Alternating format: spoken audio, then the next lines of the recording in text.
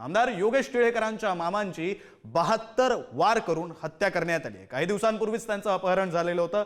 हत्येनंतर पोलीस तपासात आता अनेक धक्कादायक खुलासे समोर येत आहेत। सतीश वाघ यांच्यावर गाडीतच धारदार शस्त्रानं तब्बल 72 वेळा वार करून खून करण्यात आल्याची माहिती समोर येते। तर पूर्वीचा भाडेकरू अक्षय जवळकर कडून जीवे मारण्याची सुपारी ही दिली गेलेली होती। प्रतिनिधी बालाजी पोद्दार आपल्या सोबत आहेत, त्यांच्याकडून अधिकचा तपशील घेऊया। बालाजी, काय नेमकं कारण होतं? कोणत्या कारणावरून ही सुपारी दिली गेली होती?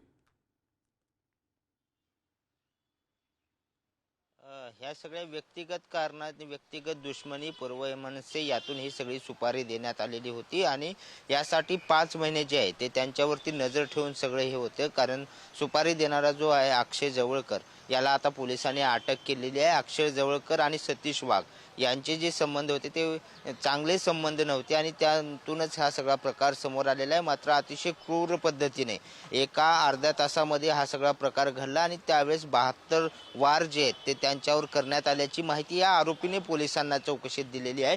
त्यामुळे किती क्रूर पद्धतीने एखाद्याचं अपहरण करून हत्या करण्यात येते हे आता आपल्याला समोर पाहायला मिळते आणि त्यामुळे पोलीस अशा टोळ्यांवर काय कारवाई करणार आणि या आरोपीचे जो मास्टर माइंड आहे, अशा सुपाऱ्या घेणारे पुण्यामधले कुठले गुन्हेगार आहेत जे गुन्हेगार सुपाऱ्या घेऊन अशा प्रकारचे कृत्य करतात यापर्यंत पोहोचणं सुद्धा महत्त्वाचं आहे। पोलीस नेमकी काय कारवाई करतात हे पाहणं सुद्धा महत्त्वाचं असणार आहे। कशा प्रकारे कारवाई पुढे जाते हे सुद्धा पाहावं लागेल। धन्यवाद बालाजी दिलेल्या सविस्तर माहितीसाठी।